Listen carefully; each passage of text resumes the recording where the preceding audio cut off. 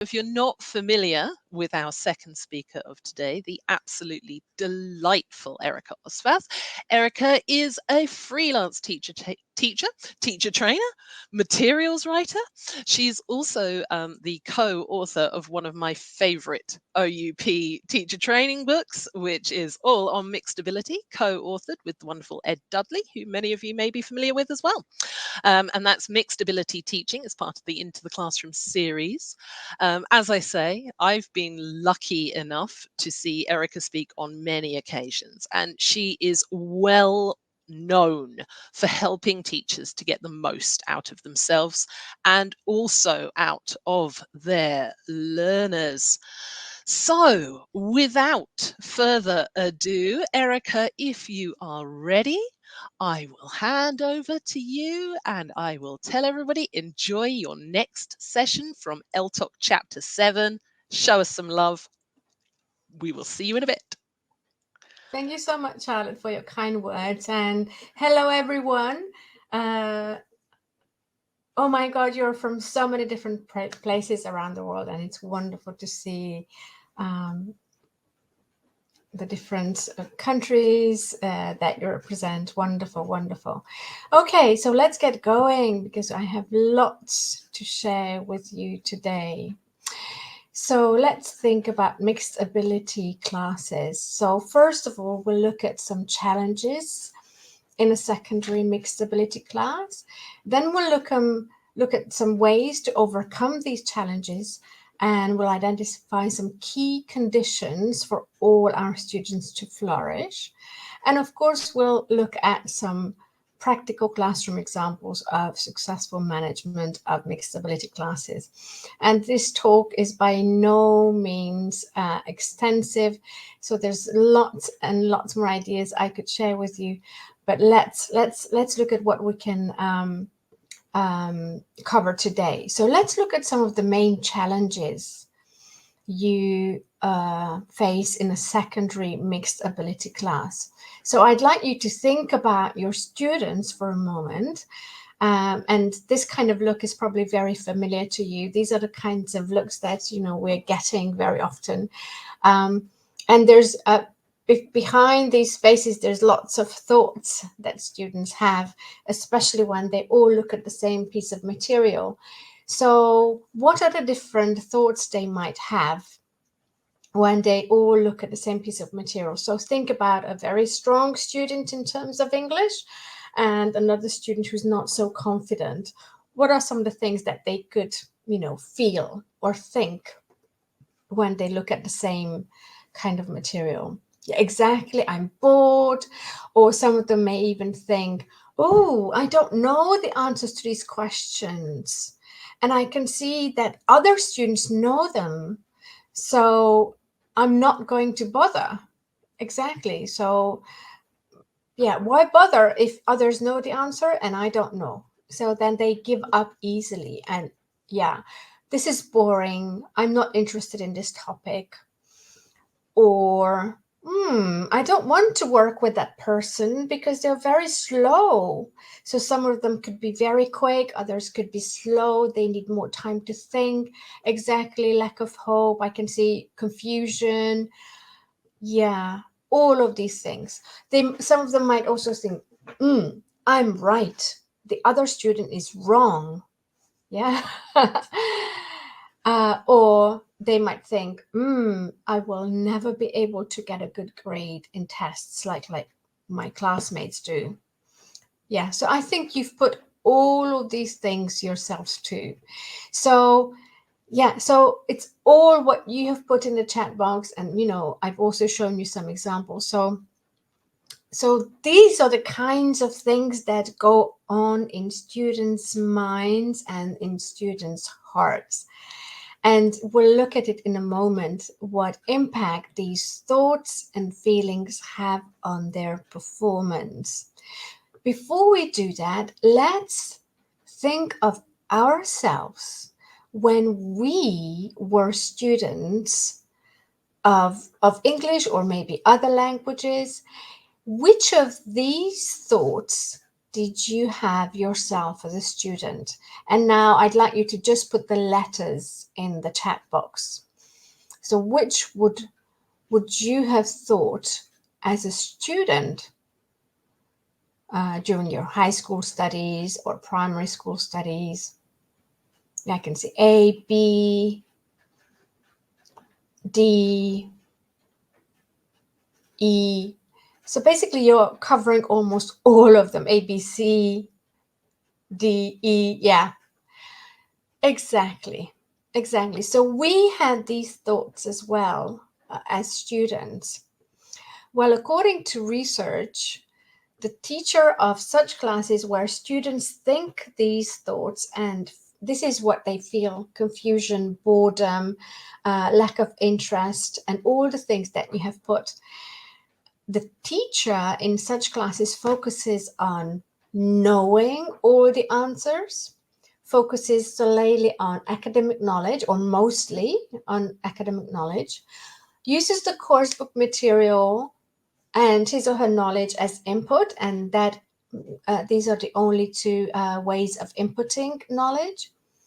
The curriculum serves as the course book serves as the curriculum for the course. The teacher expects the same learning processes for all students, also tends to use competitive language tasks and games, expects the same output from all students, and focuses on quantitative teaching and assessment. So basically, this is the kind of teaching that we were used to. This is the kind of teaching that we were conditioned. And then this is the kind of teaching we also most probably provide. So basically, we inherit a kind of teacher attitude, and that because that is the one we know, that is the one we can pass on as a teacher behavior, the way we talk, the way we think about our students and teaching in general. And this is something that we have to realize, that this all comes from our basically memories, what our system has memorized. However, according to research in psychology, when we have a negative thought, such as, for example, I'm not good at this, I'm not good at English, I can't do this, it leads to negative emotions such as shame, frustration, and so on. If we have these negative emotions about ourselves, such as shame, like, ooh, shame means I don't want to be here, I want to be hidden, unseen. Frustration in the same way. This, of course, then immediately leads to poor performance, which is very clearly shown in test results as well. So we have to be aware of this kind of teacher behavior and teacher attitude, that if we have a negative thought, and this is what students have, they have a negative thought of themselves about the things they cannot do, for example, or are not good at, then it leads to negative emotion and this kind of vicious cycle. So, but the good news is that this can be turned around as well. So as soon as we have a positive thought, it leads to positive emotion and improved performance. And exactly, some quit the class as well. And basically, what I have described now is true for, I would say, most education systems around the whole world. And this is according to the current situation in education, I find that education has become purely intellectual, and it has turned into ways of sharpening purely the intellect, which, and we use the intellect to dissect and divide things. And in this way, we're putting people on separate islands of their own, bound by what they know, bound by what we know. So I know, you don't know. I'm right, you're not right. And unfortunately, the other dimensions of human intelligence are not even explored. So with all this dissecting, we're not doing any service to education and developing the best we can of students. So we need to tap into other dimensions of human intelligence too, where we're not bound by what I know, you know, my bubble, your bubble. So where we're not saying that this is my air and your air. So focusing only on intellectual knowledge creates these boundaries, and it creates a limited being, basically, where students go like, I know all the words, you know only 3, or I can speak fluently, you can hardly say a word. I am slow, you are quick. So all these opinions and this kind of view of knowledge creates a limited being. So problems arise when we're focusing on the bubble, like size, speed, color, etc., and not the air. So it's high time we start to focus on the air as well. So let's look at what I mean by that, and different ways of overcoming these challenges. And in doing so, I'd like you to look at yourselves as teachers now and see what you believe of yourself as a teacher, and of the things that you do. So there's this line from 1 to 10. So 1 means that I am the teacher, me, I am the keeper of knowledge, and I am the one who spreads the knowledge. Or on the other side of the line, you are the organizer of learning opportunities. So you notice the learning opportunities and you just organize them. So don't put A1, A2, but just put a number, along this line. So where are you? How far are you an organizer of learning opportunities purely, or a keeper and dispenser of knowledge? So you that's what you believe. Okay, great. Now, what about the next one? So are you interested in your students' test scores? The test score is the thing that you're interested in.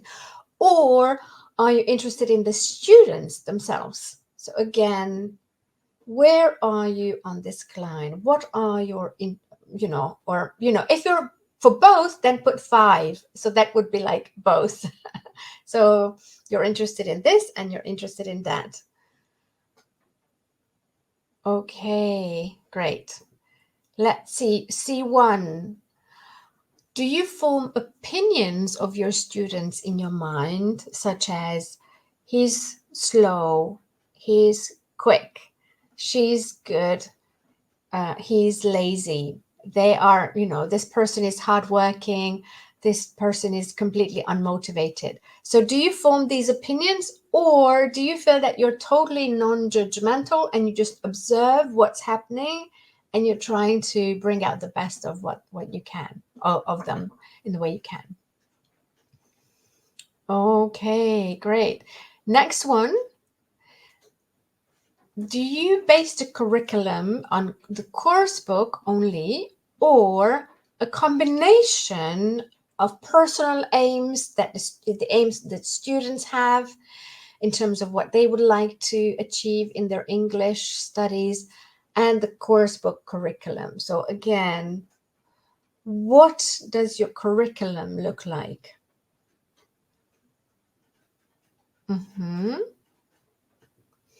Great, thank you. Yeah, in most situations, or in a lot of schools, you're forced to base your curriculum on the course book material only. E1, let's see. Do you expect all students to think, work, and learn in the same way? Or do you use diversity as a learning opportunity? Let's learn about each other. Let's learn about how the other person works, what you can do, how you can help others. Great. Okay. F, Do you regard not knowing, so when students don't know the answer to some questions, do you regard it as a failure, or do you use not knowing as an opportunity to seek answers?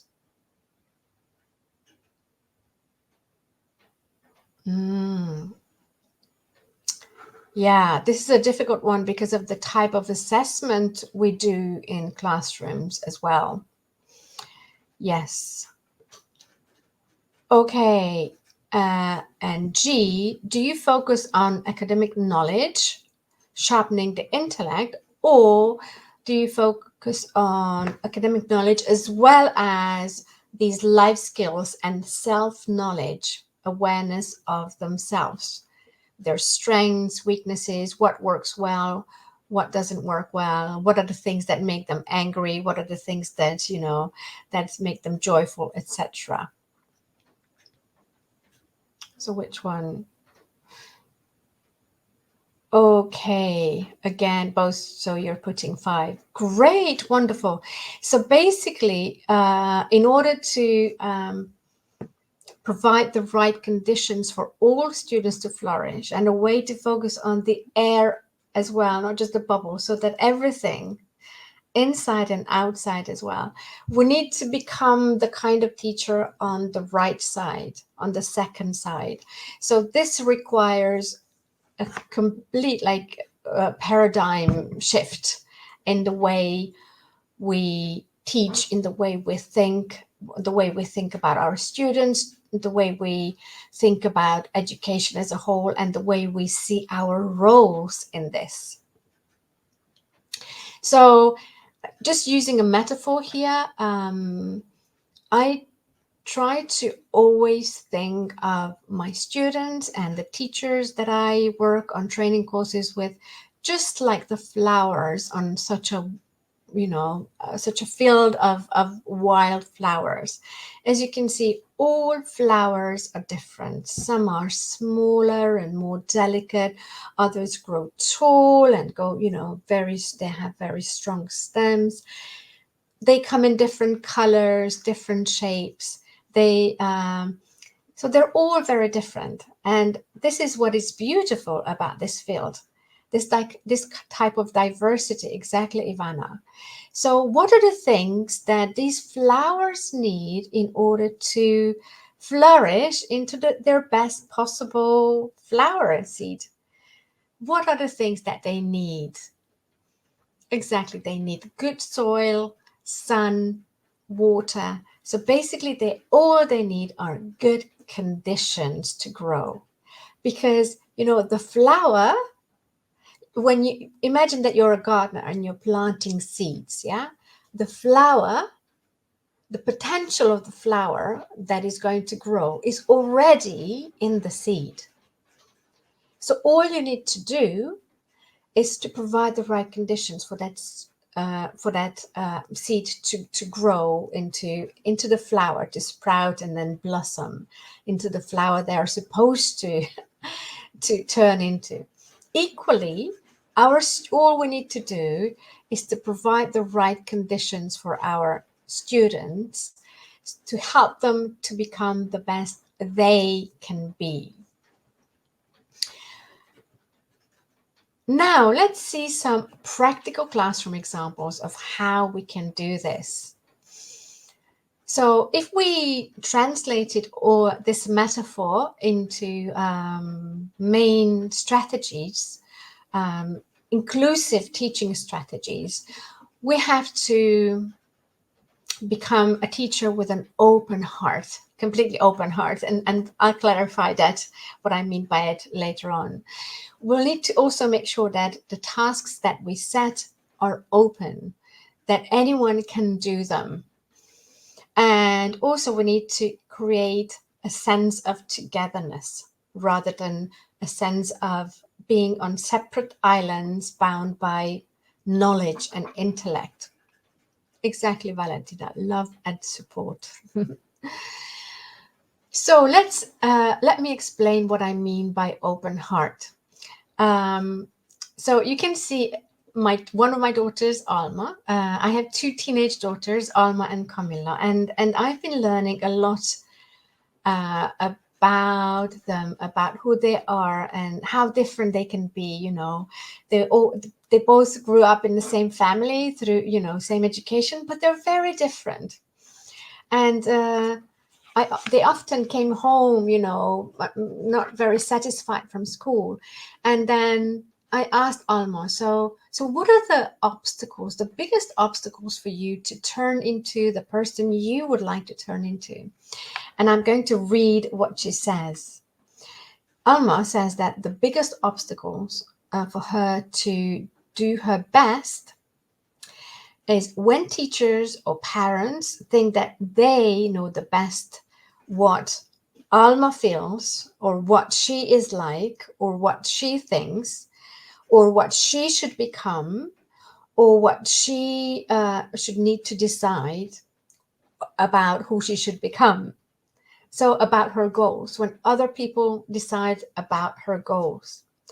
And she says, this stops me from coming up with my own goals, being invested in my own goals, and taking ownership over them. So this is why both as parents and teachers, we have to create a completely open learning environment where we really believe that anything is possible.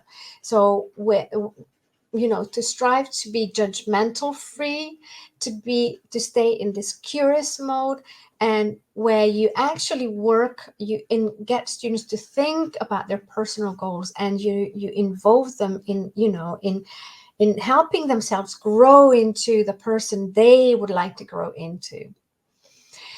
So I often quote myself as a teacher, like, Thomas is always misbehaving. Yeah, so I often quote myself stepping in the classroom already with this kind of thought, like, oh my God, another lesson with Thomas. Oh my God, yeah. Have you had this experience as well? When, you know, before you step in the classroom, you already have your pre-formed opinions and judgments of your students. Yeah, exactly. So what I decided to do, and this is the reason why I'm sharing this with you, because it made a tremendous change in my classrooms as well. So what I did, as soon as I caught myself thinking this judgment or this opinion of a student, and any judgment, no matter it was good or bad, I stopped myself and I turned it into a question. Okay, Erika, that was an opinion, a judgment.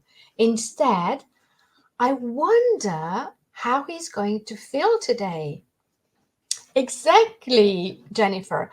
I wonder why he's behaving the way he behaves. How can I help him today? Who in the class he would like to work with so that he's not feeling distracted, or she's more involved and she wants to listen, etc. So as soon as we catch ourselves forming these judgments, then put this aside and say, okay, instead I'm going to ask questions about the student. And maybe you're doing this mentally only, but by doing it mentally, you're opening up the space into the kind of air bit, yeah, where other things are possible. We don't know, you know, what went wrong, why they're not listening, etc. How could we possibly know? There's so much going on in their heads and hearts. So by having this attitude of asking questions instead of forming judgments, we're helping them a great deal.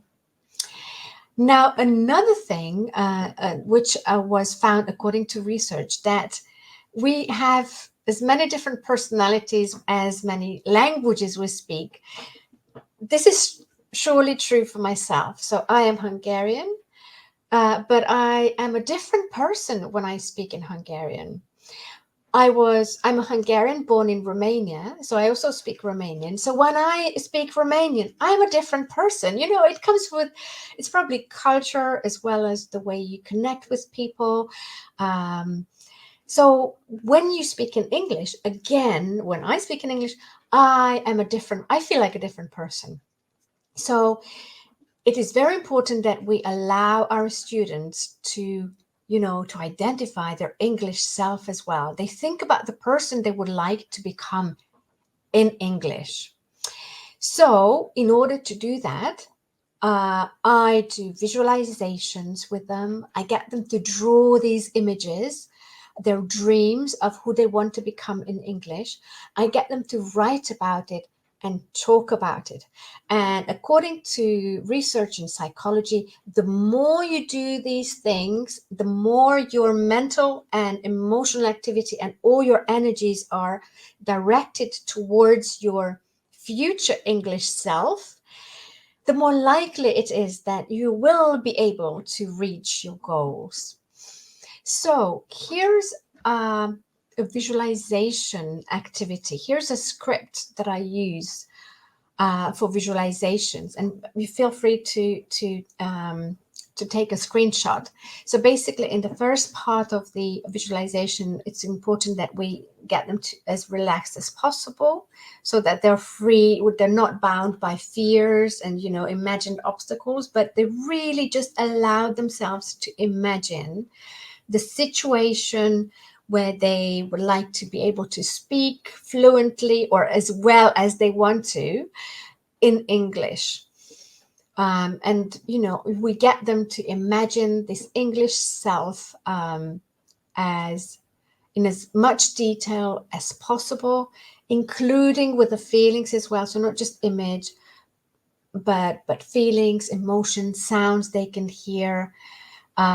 So all of this is very important, so that they put all their attention and energy in this future image of themselves. And once that is done, then we slowly bring them back. And I use such visualizations even before writing, or this is something that we also wrote about in the mixed ability book. It's very good to get them to do visualizations, such visualizations before doing completing an exam, an English exam, so that they see themselves, coming out with, yeah, it was great, I did it, wonderful, I passed, I'm very happy about it. So these can be really powerful. And then get them to draw these situations.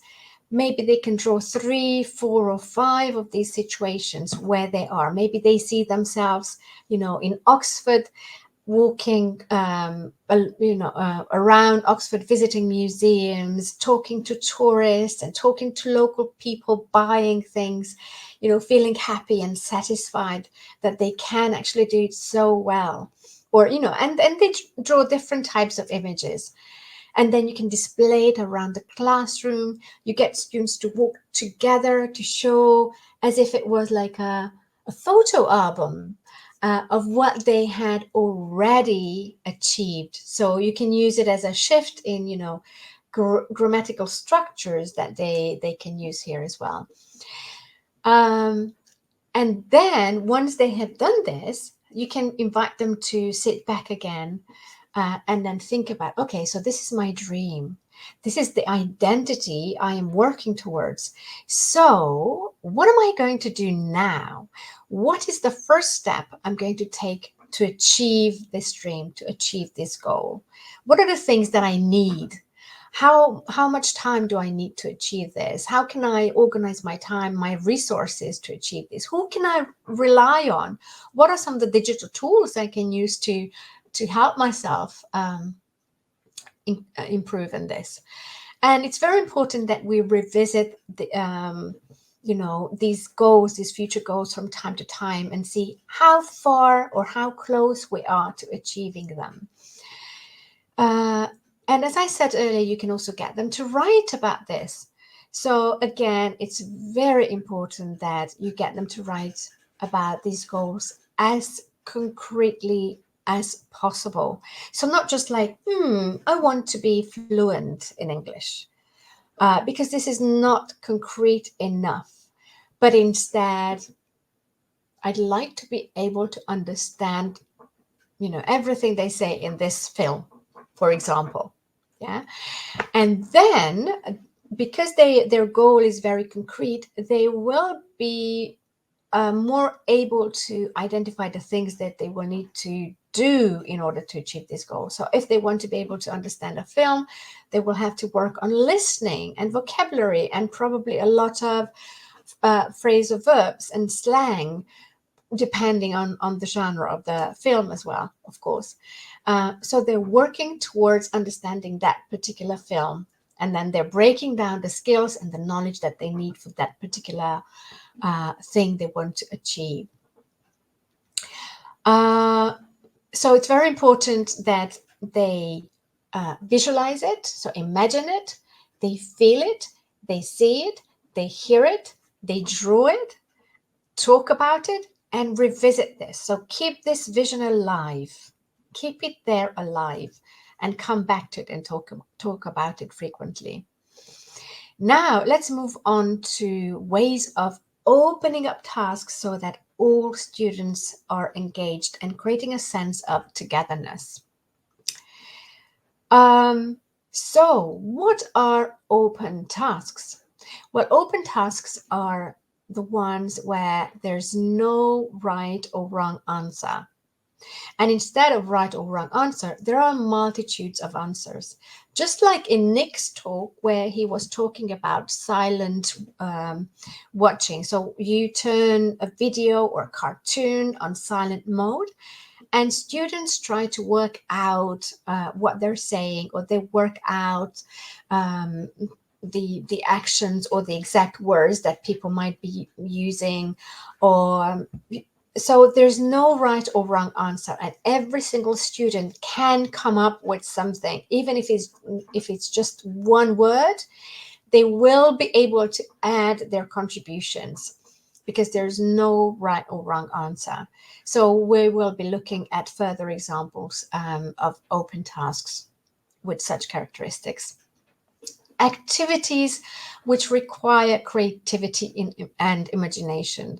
So, for example, instead of getting students to respond to a text by answering questions, you can get them to respond to a text through drawing.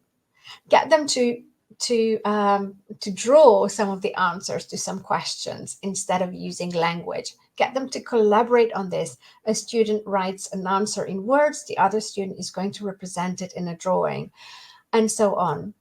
And we'll look at some activities that require both creativity and imagination. Also, it's very important to offer choice. So very often in course books, we see that activities that have two choices. Whenever you see that it's a true, false, correct, incorrect, two is never giving choice to students. Only if we have three, at least three different ones, you can feel, oh, I have a choice. Test it on yourself. So if you have only two things to choose from, how does it make you feel? But if you have three, already the space opens up, and there's more freedom for you to choose from. Also, I find that students can be off-put easily, especially less confident students or shy students, especially in feedback. So we need to create a type of feedback where all students are alert. So this is what I call obligatory participation. So all students can answer and participate in feedback. So the things that when we need to consider engaging all learners are when we set up the tasks so that they can all understand it and follow it, the way we group students to support each other in their learning process and collaborate and cooperate. And finally, how we can do feedback so that they all are alert and ready to respond with whatever they have to say. So let's see some examples from a course book, how you can do this. So just like Nick said, using these images, the different kinds of images, your course books are also full of images. Let's use them. Students can talk about it so much. They can imagine that they're in the image, that they can imagine they're one of the students in the image. So let's make use of these images. Let's get them to think about what's going on in the images. So what questions can you ask your students about this image? Can you type your answers in the chat box? Again, there's no right or wrong answer. Any questions are possible here. What can you ask your students? Exactly. So what are they doing? What are they saying? Where are they? Etc. Exactly. Great. Wonderful. And as soon as you get them to ask, answer these questions, they imagine, they start to be there, they put themselves in these people's shoes. Wonderful questions. Exactly. Another idea is to get them to look at the image and give it a title or a caption. And honestly, when I tell them, okay, come up with a caption, they can be so creative and so funny. We have so much fun when they create captions for these images. So when we do this, of course, that first we need to get them to think individually first, then get them to work in pairs or small groups to share their ideas. And this stage is very important, that because here they feel more free to share their ideas and be who they are. And only then, as a third step, to give feedback, to see, to report on their ideas and thoughts about the questions. So when you get them to share their ideas in pairs, what type of pairs would you set? Mixed pairs or same ability pairs? So remember here, they're just chatting. They're sharing their ideas in speaking. Hello, Simonetta.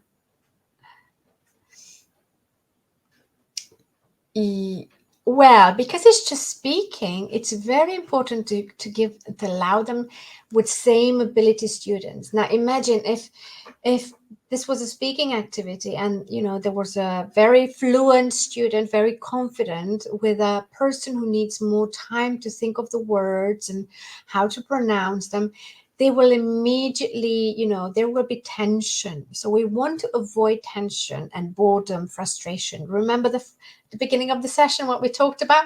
So, but if you put a slower student together with a slow student, they will have more patience to wait for each other to say a sentence, to put together a sentence. Yeah. So when it comes to speaking, try to put them in same ability pairs. So, and there's also a general rule, like when we do language work, such as grammar and vocabulary, we put them in pairs. And when we give them skills work, such as speaking or writing, we put them in different kind of pairs.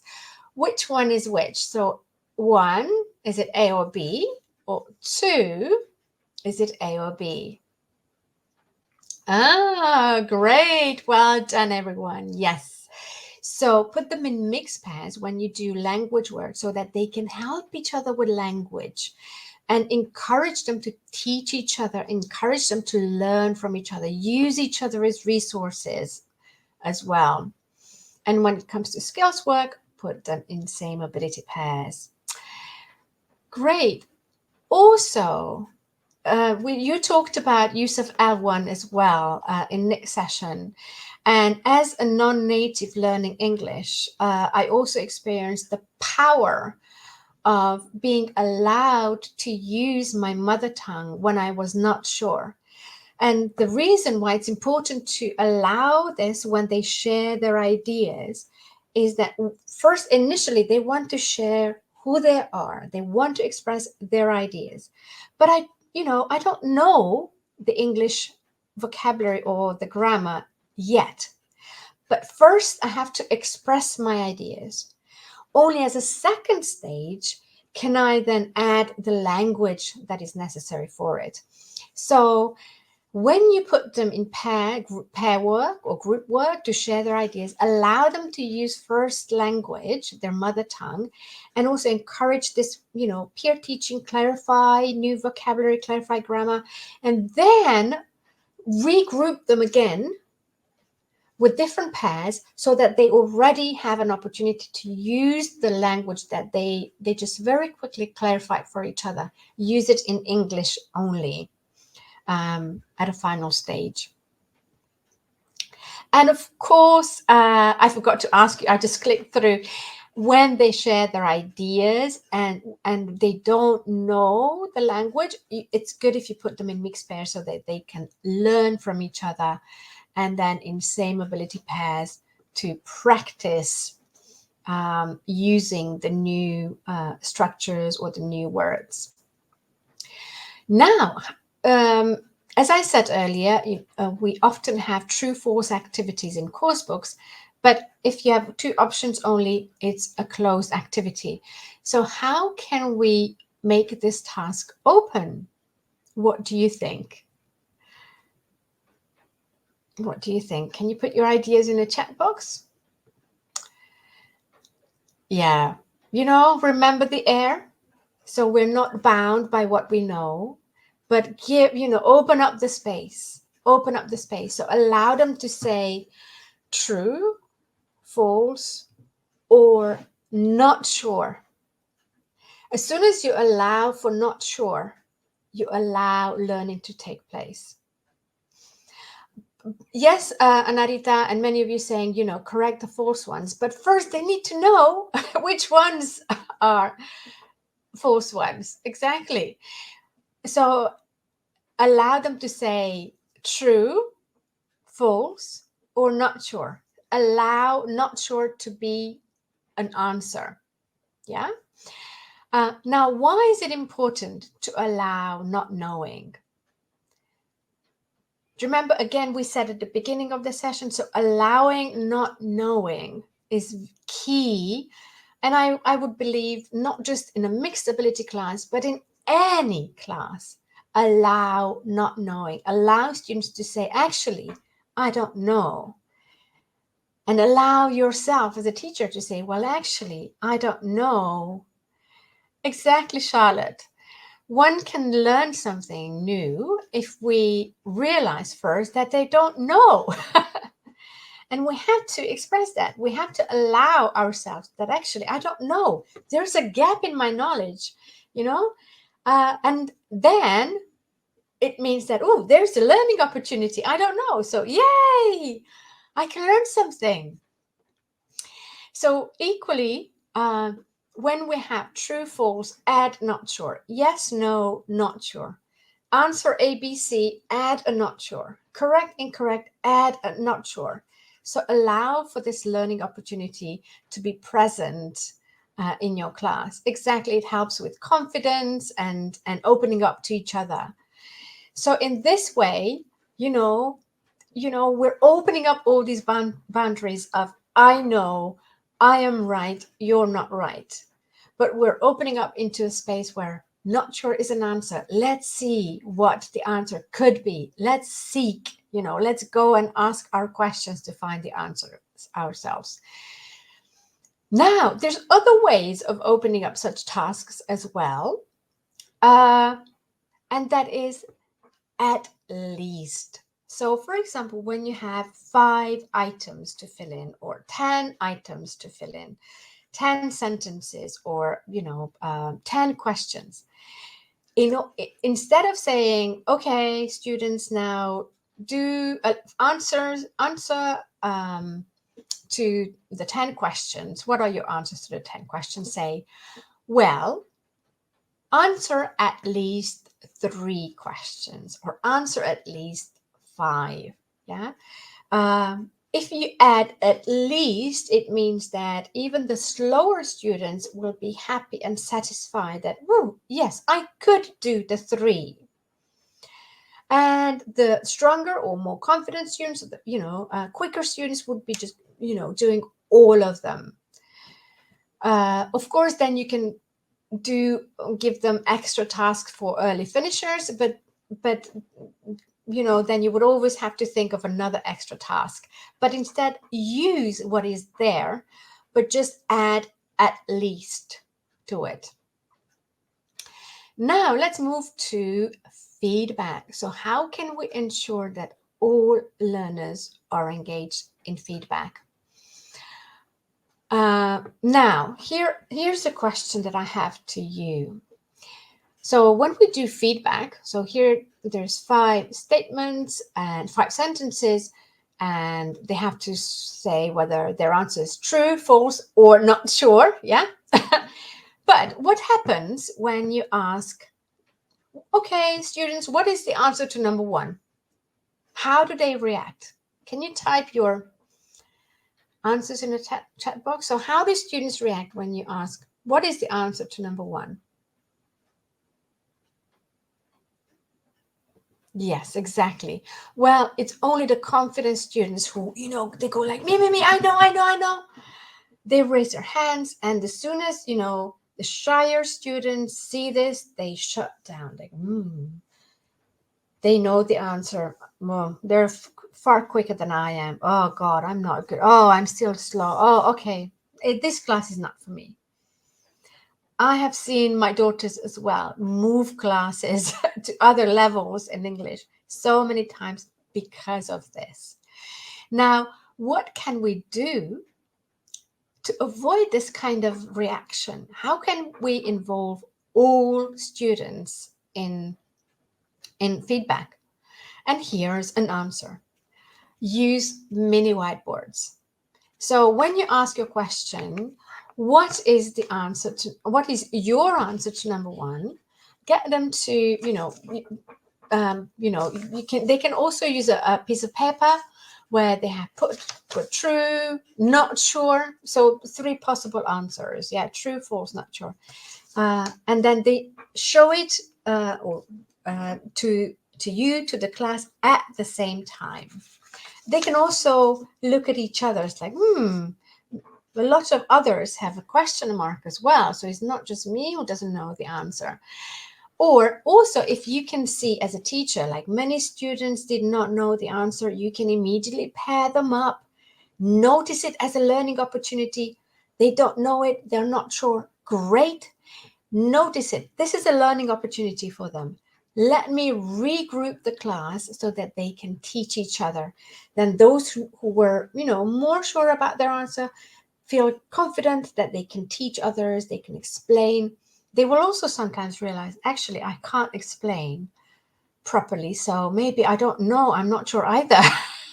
So giving them opportunities to learn from each other in this way can be a great thing to really test their own knowledge without you being involved in this. So get them to use mini whiteboards. Now, here in Hungary, you can't buy mini whiteboards everywhere. So what I did, I took A4 size blank papers and a piece of paper, and I laminated them. And then students can write with a felt pen on these laminated A4 sheets, and they can delete them easily with a tissue. So that's their mini whiteboard that we use a lot in our classes. Another way to get them to respond in feedback at the same time is through total physical response. So if you have true, then if you think the sentence is true, touch your ear. If you think the sentence is false, touch your head. If you're not sure, touch your nose. And again, they can all do it at the same time. Nobody is out there like, oh, I wasn't quick enough with my English, So in this way, this is fun as well, as Merve says. Yes, it's a lot of fun. And they can also look at each other like, oh, you're not sure either. Okay, what's your question? What are the things that you're not sure about?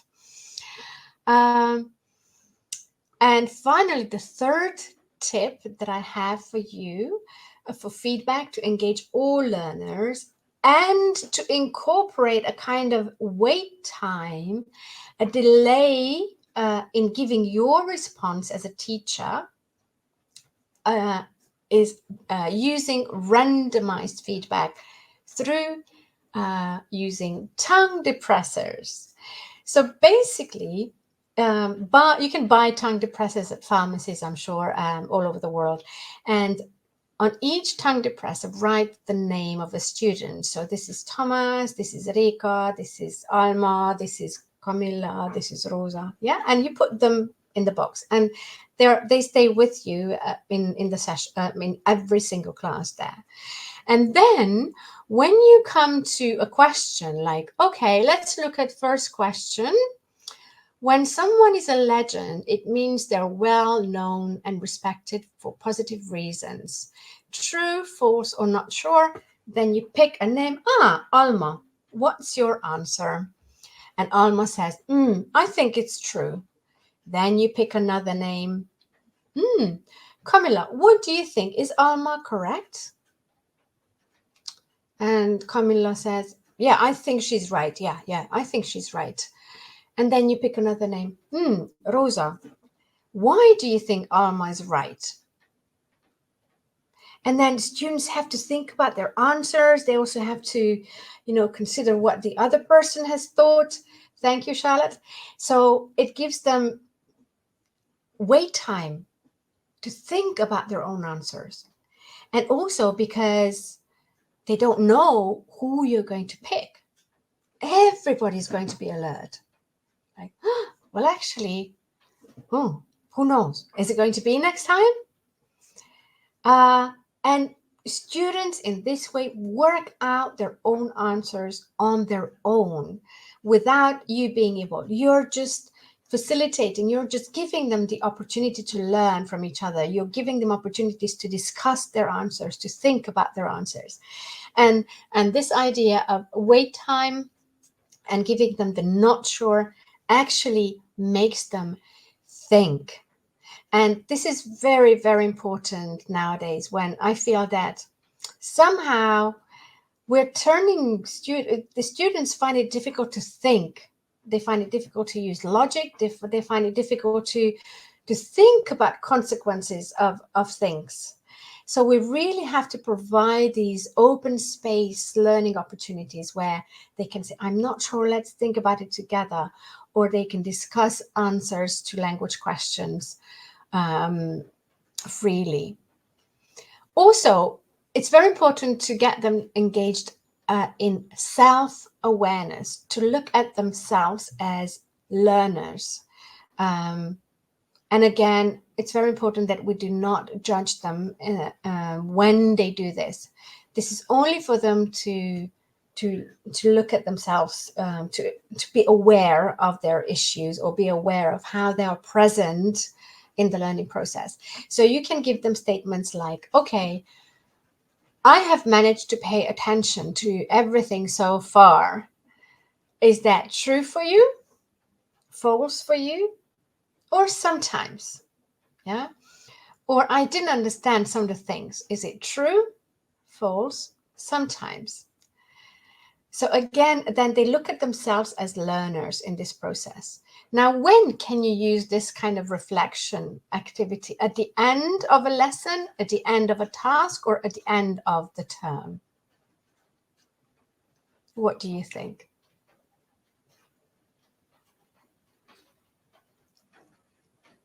And this is a trick question, I must say. Well, and the trick about this is that, it's not at the end.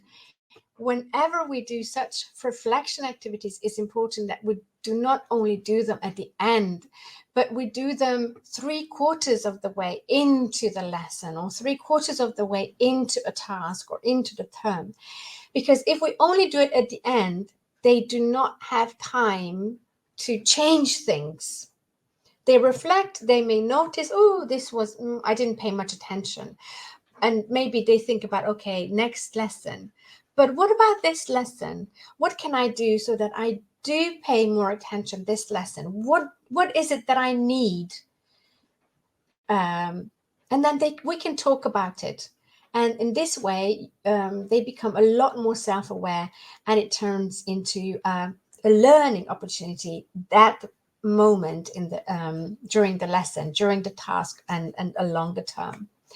Now, you can also do this self-awareness through a movement activity where they move.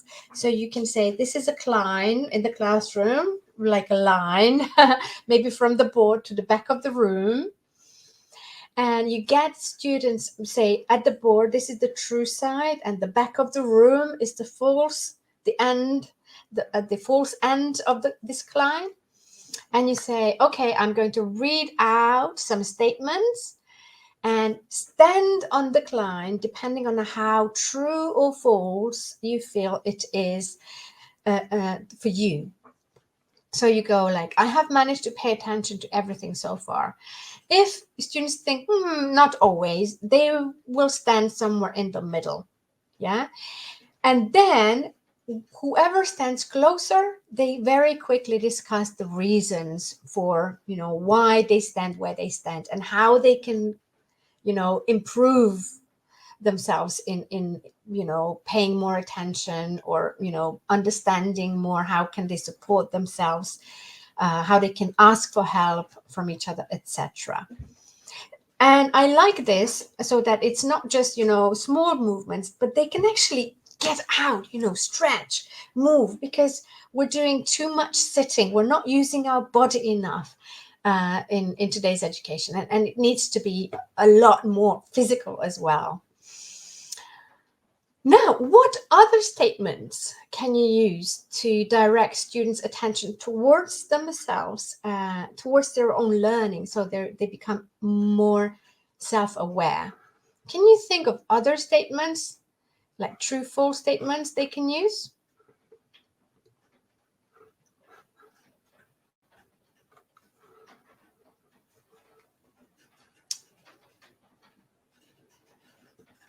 Yeah, great. So, for example, you can get them to reflect on, I get easily distracted while I'm studying. How true, false? Or I'm always patient with my peers. Or I get angry easily when I work with, So this is a lot of, it provides them opportunities to get to know their own emotions, their own reactions to things, and then, gives you opportunities to highlight things that they can learn about themselves and their own learning. Right. So, and now we're coming to an end of this session. And here I summarized the main 5 strategies we can use. So you can see them on the left, numbered. And the colored ones are the different activities that we can do them through. Or can you match the strategy to the action that you, or the activity that you can take in the classroom? So what is number 1? How can we be a teacher who's always curious and has a totally open attitude where anything is possible? So what's 1? Can you match number 1? C, exactly, well done. Notice yourself when making a judgment and ask questions instead. What about number 2? Peer teaching. Exactly, good. You allow the use of L1, and so that you do not deny their identity, their own self-expression opportunities. Number 3, making tasks open. 3, great. No right or wrong answers. Open it up, true, false, not sure. So adding not sure. Number 4, collaborative learning. Wonderful. Great. So allow learners to support each other in pairs and groups. And for this one, I would also highlight project work. work on arts and music. So try to give more space to project work, arts and music. It does magic. And number 5, obligatory participation in feedback, of course, is the last one that we had left. And for example, using tongue depressors, TPR, or mini whiteboards. Wonderful. Thank you so much.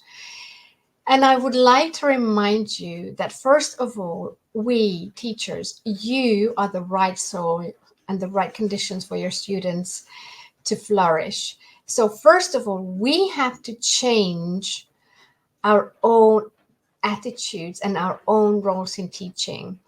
And we have to really be, again, aware of our thoughts, words we use, and the actions and the feelings we have, that we carry with us into the classrooms every single day.